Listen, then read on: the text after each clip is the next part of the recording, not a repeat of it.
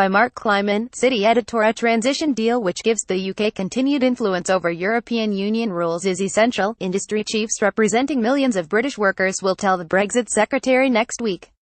Sky News has seen the draft of a letter to be sent in the coming days to David Davis which warns that the need for comprehensive transitional arrangements is urgent to prevent major companies activating Brexit contingency plans. The letter, which is being coordinated by the CBI, is being circulated among leading industry bodies covering sectors such as chemicals, aviation, food, pharmaceuticals and retail. It will increase the pressure on ministers to secure an effective transition deal at a meeting of the EU Council later this month. In the draft letter, the industry groups welcome recent speeches by Mr. Davis and Theresa May, who have committed to agreeing the terms of an implementation period that would last for about 2 years after Brexit. However, they warn that finalizing an agreement is now urgent because, for many companies in our membership, the first quarter of this year is decision time for contingency plans, transitional arrangements that provide continuity and stability through. Protecting the benefits of the single market and customs union would be a welcome step in ensuring that many of those contingency plans do not have to be put in place, the letter states.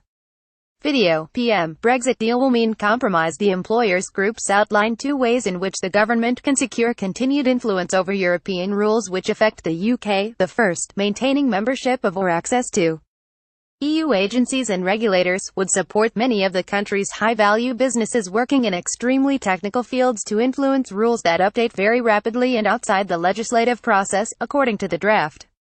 Mrs. May said in a speech last week that Britain would seek associate membership of EU agencies covering aviation safety, chemicals and medicine in return for an as-yet undetermined payment.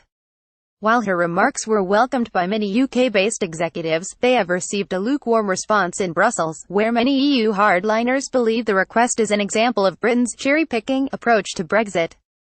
The other approach outlined in the CBI-led letter describes a new mechanism under which the UK would have a say on future legislative changes. This could potentially be through the right for the UK government to submit legal opinion on developments as legislation is passing through the European Parliament, or the continued clear permission for UK businesses to input into consultations. It says this will be particularly important for sectors that do not have one single body that oversees the technical rules that govern their sector, but rather many rules. Sources said on Friday that the letter was expected to be signed by associations whose collectively membership employs millions of private sector workers.